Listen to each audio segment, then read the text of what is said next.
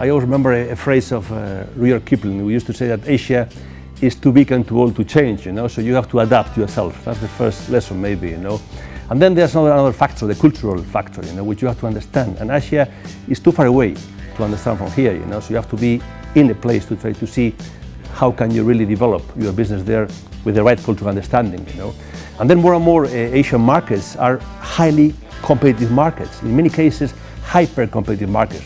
That means that you have to compete there not only with all the global players in the world from many countries, but also with local players which are every day much more intelligent. They understand much more what is real modern business, and they learn a lot, and you have to face this kind of competition right away there, And then last but not least, is also your own evaluation of your means and competences, which is very important, to really understand that you have to put time into Asia. You have to put time, you have to put management time, you have to put resources, financial resources, and also you have to understand that Asia is always about patience, and you need patience to really get into Asia and do profitable business in Asia.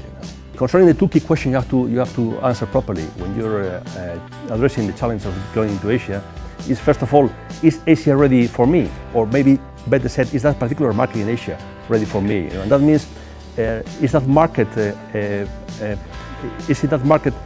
there a possibility in that market to sell my product? Do I have to adapt that product to that market?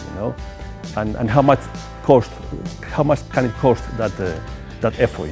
And second key question, am I ready for Asia? That means, is my organization aware of all the efforts I will have to do to get into Asia in terms of resources, financial, management time, as well as also cultural intelligence? Do I have that kind of intelligence to understand that market or not?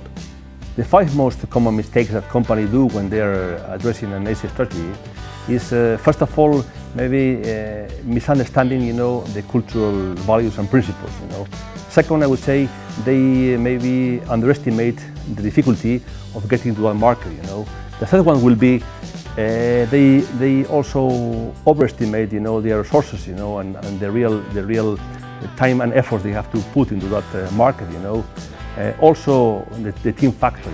They don't give so importance to the team building, to the right blend, of maybe Western and Eastern talent to try to work together in that market, And that particular issue, the team and the people, I would say that is the key success factor.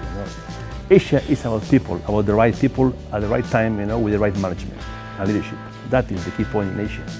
If there is any philosopher's stone that you could address to be successful in Asia, that would be to give the right importance to relations, to personal relations, because Asia is about relationships, it's about people, it's about the way you really get into them, and they consider you, and that's the key success factor, In Asia, it's not only about know-how, it's about also know-who, and that who is very, very important, That's the key. That's maybe the key issue in Asia.